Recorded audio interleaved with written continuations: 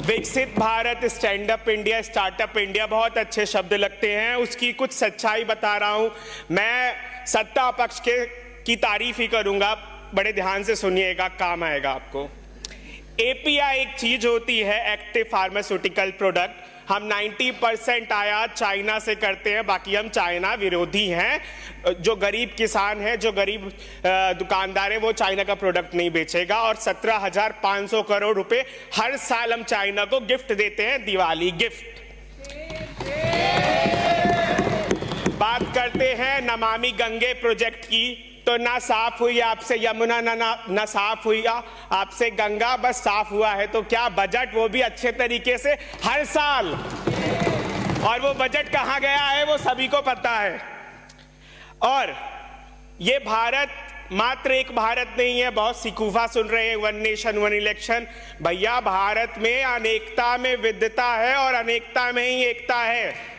सब कुछ आप एक करना होता तो जवाहर जी के टाइम में वो हमसे ज्यादा ज्ञानी थे, उस टाइम के संविधान निर्माता, वही लोग करके गए होते। बाकी आपकी मंशा, आपकी सत्ता है, आप कुछ भी कीजिए। मदमस्त हाथी की तरह सत्ता का पान कर रहे हैं।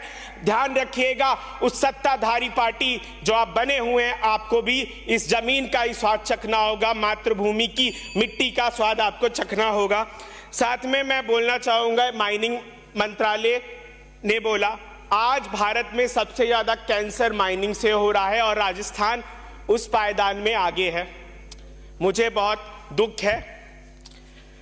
मैं बात करना चाहूंगा पेस्टिसाइड्स का। तो अगर आपको पेस्टिसाइड्स और फर्टिलाइजर मिनिस्ट्री के कारनामे देखने हो तो आप जाओ नदी में, सारे पेस्टिसाइड ही आपको मिलेंगे। और आज का बच्चा आपको खड़ा हुआ मिलेगा तो वो पेस्टिसाइड के साथ ही खड़ा मिलेगा। इसीलिए बच्चे का विवेक नीचे जा रहा है और बेरोजगार ऊपर जा रहा है। और आप उसको एक झंडा दे देते हो, बोलते हो नेशनलिज्म पकड़ो, तभी तुम आगे जाओगे। यही नेशनलिज्म तुम्हें रोटी देगी। अरे भैया, गरीब पत्थर बांध के सो रहा है, जाओ तुम कस्बों में धारावी खत्म कर रहे हो। इसका ये मतलब नहीं धारावी खत्म हो जाएगा। धारावी हर गांव में छोटा छोटा धारावी है। गाजियाबाद जाओ, पॉल्यूशन में जी रहे हैं बेचारे।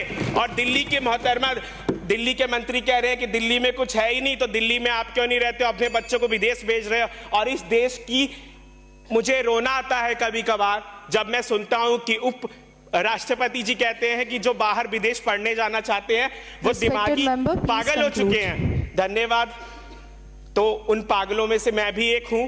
और केंद्रीय विश्वविद्यालयों में जाओ, हर एक रूम में 10 पागल मिलेंगे आपको जो बाहर जाना चाहते हैं पढ़ने के लिए।